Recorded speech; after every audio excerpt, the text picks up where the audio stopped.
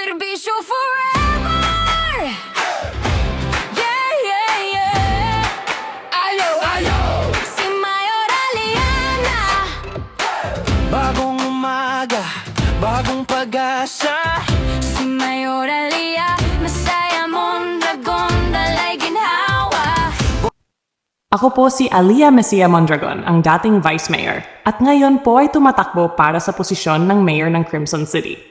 Sa aking panunungkulan bilang Vice Mayor, nakita ko po kung gaano kahalaga ang isang leader na tunay na nagmamahal sa mamamayan, may pananagutan at may integridad.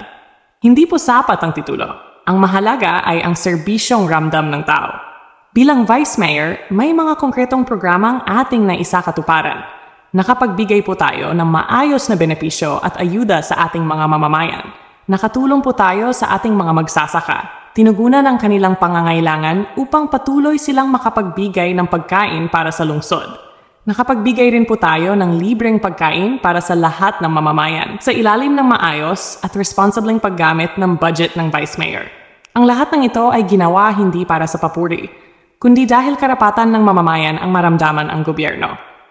Ngayon po, dala ko ang parehong prinsipyo, karanasan, at malasakit bilang ako ay tumatakbo bilang Mayor ng Crimson City. Ang aking layunin ay ipagpatuloy at palawakin ang mga programang nasimulan.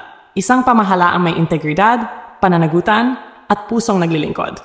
Hindi po ako nangangako ng imposible. Ang iniaalok ko po ay trabaho, malasakit, at tapat na pamumuno para sa bawat Crimsonite.